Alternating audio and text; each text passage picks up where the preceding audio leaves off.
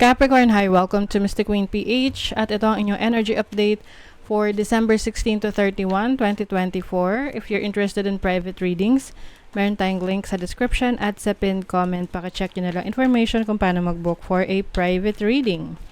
And please subscribe to our channel to show your support. Like, share this video, and comment na rin kung naka-resonate kayo. Okay, let's see, Cap. Energy update for you. Second half ng December for Capricorn. Okay, overall energy, possible challenge, opportunity, blessing. Okay, so your overall energy is the King of Wands. This is about freedom. So maaring ngayong second half ng December, you will be doing things according to what you want, no? Gagawin mo yung mga bagay na gusto mo. Walang makakapigil sa'yo.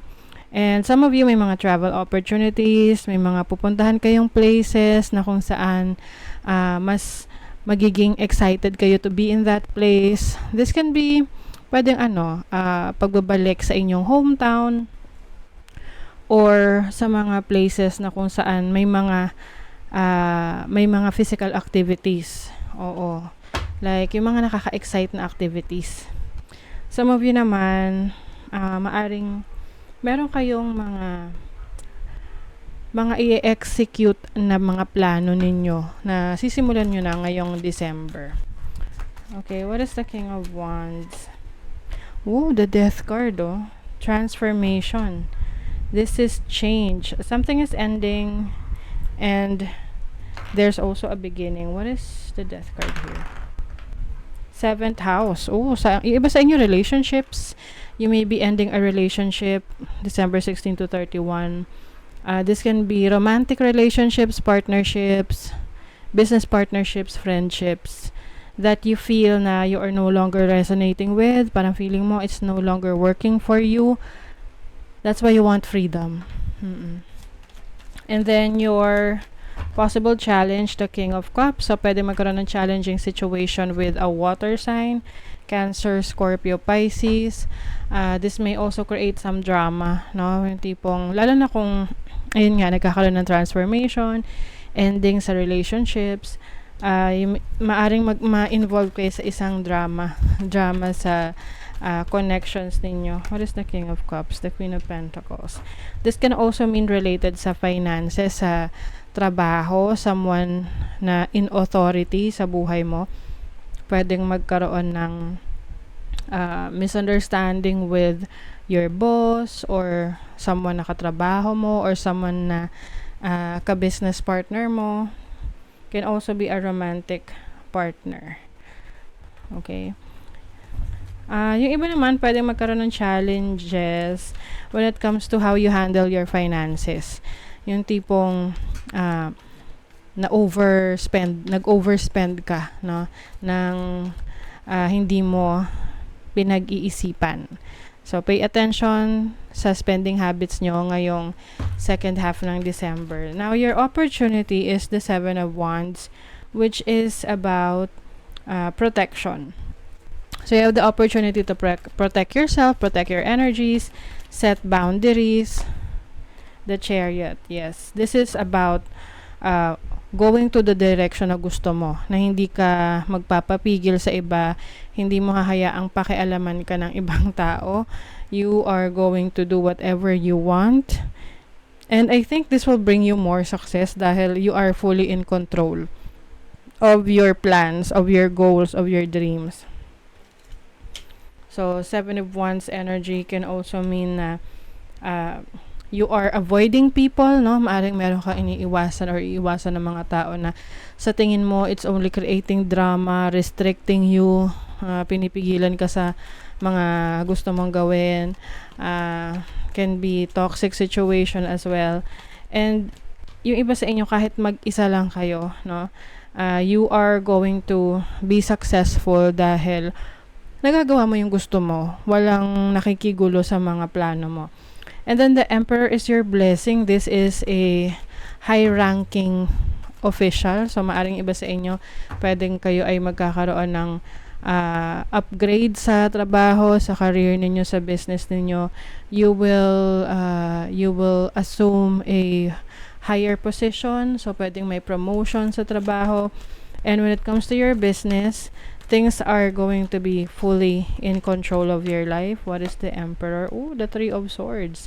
I think, no, as a blessing, the Three of Swords is about you healing from the disappointments na experience mo sa mga tao, no, na nakasama mo, mga pinaniwalaan mo or pinagkatiwalaan mo. And now, you are parang mas pinatatag ka na ng panahon, na hindi ka na masyadong ganun ka emotional, or hindi mo na hinahayaan na maapektuhan yung decision mo ng emosyon mo. Okay? So, I see you healing from this situation. So, let's see what else for you, Capricorn.